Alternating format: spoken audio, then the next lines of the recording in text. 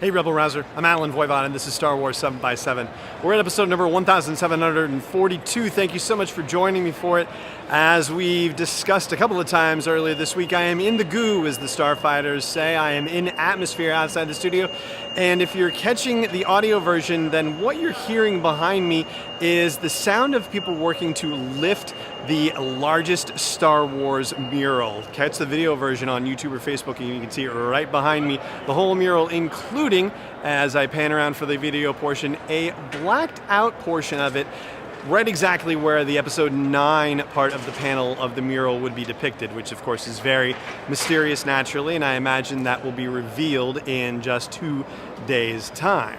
And if you're catching the video version of this, we're going to walk and talk right now because I'm going to take you to someplace a little bit quieter because things are jumping around here at McCormick Place in Chicago, and we have stuff to talk about because J.J. Abrams was interviewed in advance of the episode 9 panel, and he had some things to say about episode 9 that are rather interesting in terms of the filming and the decision-making about even doing it in the first place. It was something where he had a moment where he was going to say no, and his wife, Katie McGrath, who is also the co-CEO of Bad Robot Studios, actually suggested that this was the right thing for him to do. And so he reached out to a writer who he says he admired very much, Chris Terrio, and called him and asked him if he would write Star Wars with him. And as Abrams recounts it to Fast Company, Terrio screamed when Abrams called and asked him the question.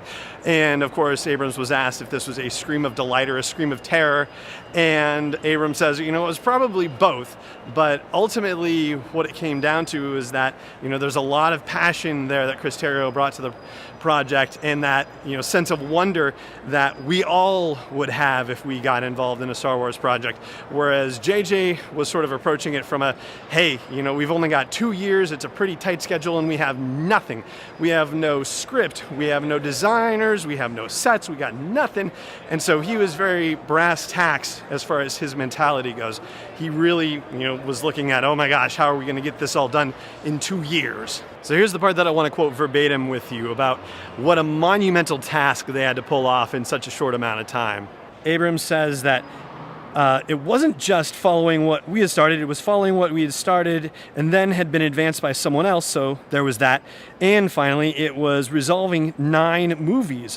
While there are some threads of larger ideas and some big picture things that had been conceived decades ago, and a lot of ideas that Larry Kasdan and I had when we were doing episode 7, the lack of absolute inevitability, the lack of a complete structure for this thing, given the way it was being run, was an enormous challenge, unquote. Now, if that isn't enough to chew on between now and Friday's episode 9 panel, man, I don't know what is. So let's unpack this a little bit. First of all, one of the big points of discussion has been the idea of the lack of a structure for this movie, the fact that it wasn't a trilogy that was plotted. And I think, I've had some, personal challenges with this as a Star Wars fan myself, the fact that, this was just by the seat of their pants.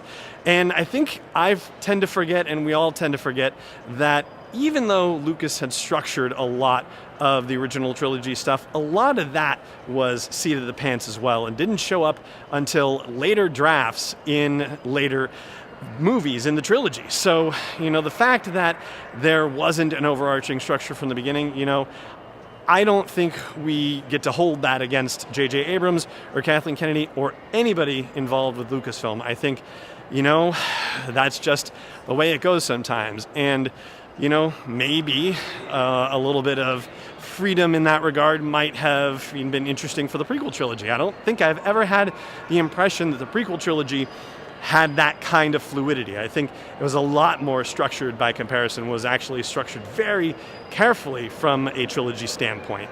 And the other part of it, I will flag for you in just a moment after the break. Stay tuned.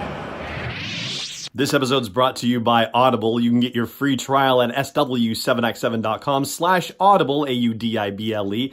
I've been checking out the audiobooks for Star Wars on Audible since the reboot of the canon with A New Dawn by John Jackson Miller, and everyone I've listened to I've enjoyed the heck out of. And now they're coming out with an audiobook exclusive, Jedi Lost, that's going to debut on April 30th. So the only way you're going to get that is by getting the audio version. So you might as well get a free trial for Audible and get your hands on it. You can go to sw7x7.com/audible, sign up, and when it comes out, you'll be all set. Welcome back.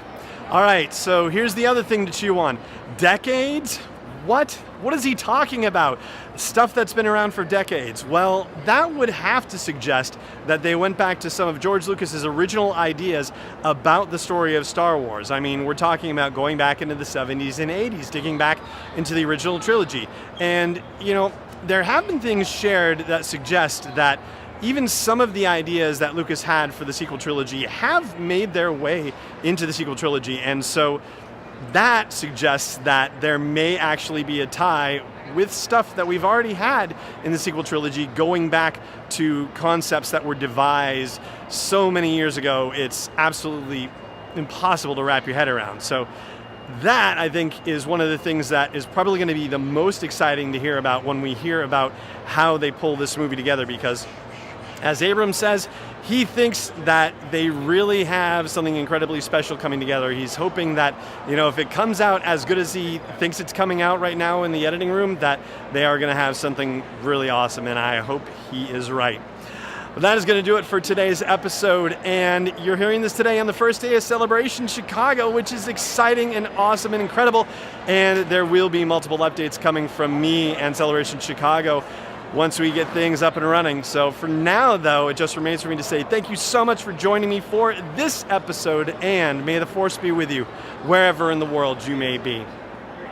This is not endorsed or sponsored yet by Lucasfilm Limited, Disney, or 20th Century Fox. It is intended for entertainment and information purposes only. Star Wars, the Star Wars logo, all names and pictures of Star Wars characters, vehicles, and any other related Star Wars items are registered trademarks and/or copyrights of Lucasfilm Limited or their respective trademark and copyright holders. May the Force be with them. All original content is copyright 2019 by Star Wars 7x7. We hope you love it.